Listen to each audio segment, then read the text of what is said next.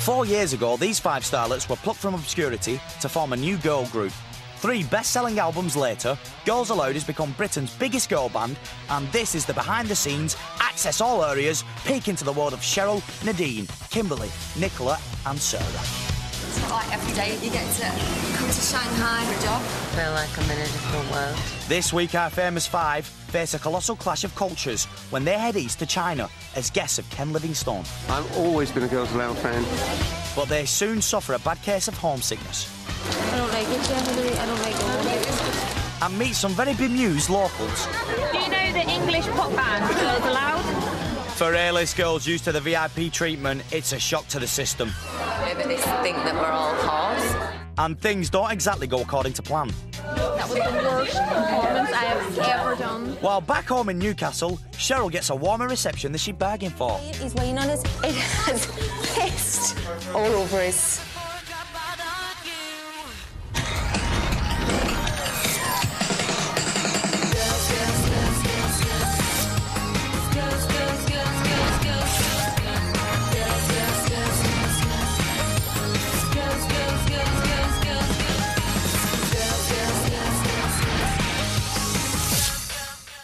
Despite 4 girls hailing from the north and the other from Ireland, Girls Aloud have been invited to be high-profile cultural ambassadors for London.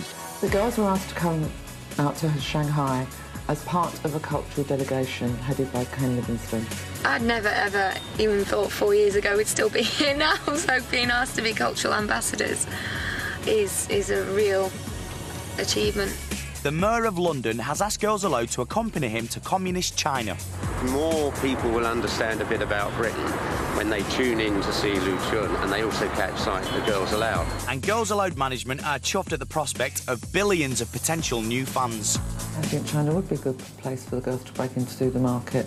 Pop music is really big here. Are you interested in coming into Chinese market? Yes, definitely. If they want us to come. As the newly formed Oriental ambassadors head off for their China trip, they share their knowledge of the country they're aiming to impress. It's such a hard language, I think that's going to be a big problem. And as for the food, I'm pretty much screwed.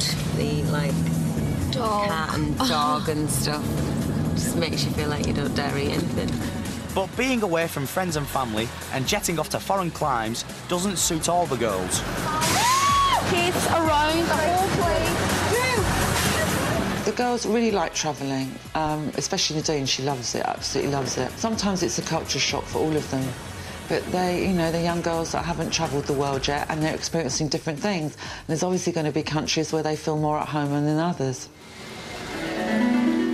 The girls hit Shanghai 12 hours later, just in time for the monsoon season.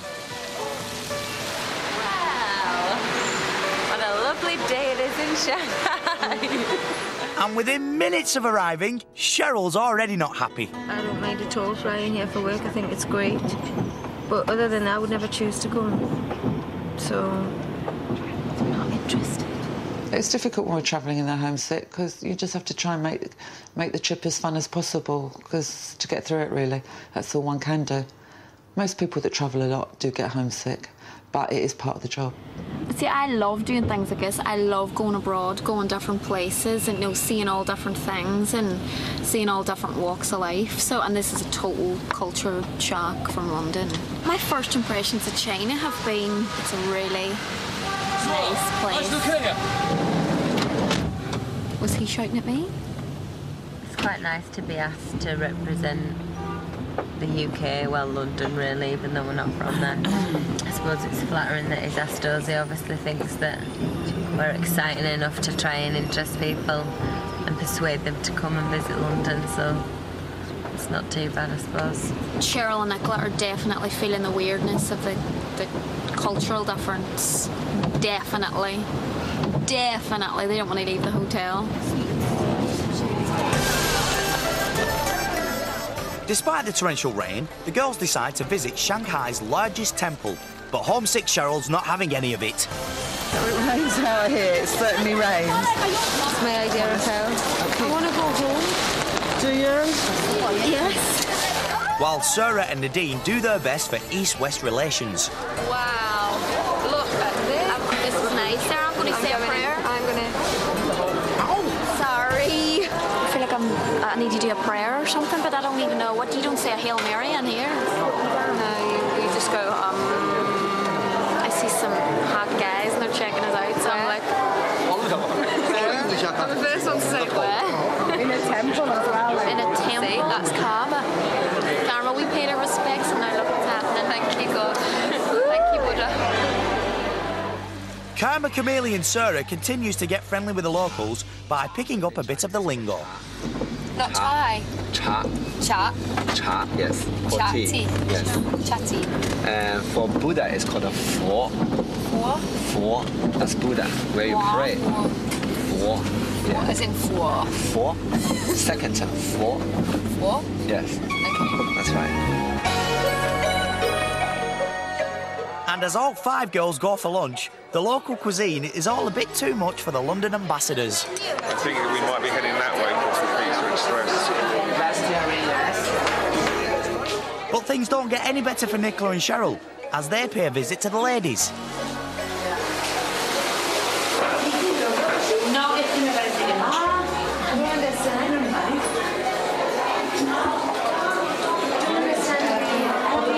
Stand up like that. You're joking. Being funny, but there's way all over the floor where it's splattered out on a pan. It's disgusting. It's very unhygienic. Relieved to be back in the car, the girls head off to rehearsals and Cheryl's begun to enjoy herself. We're singing!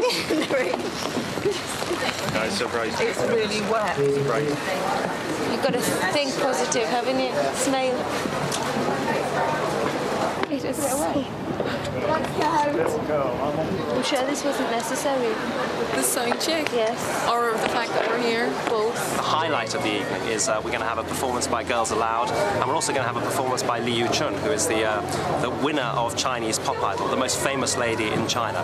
So those 2 bands will really underline and underpin all that we're about, and it should be a fantastic evening. Back from rehearsals, Sarah warms up in the hotel hot tub and realises that their performance tomorrow is an important one, in more ways than one. It hit me earlier when we were doing the sound check, just how much of a bigger deal this is going to be. I feel really proud to be representing London. You know, we've all settled down in there and we've made a life for ourselves there, and I think it's a really good achievement. We're just going to try and do our image and our country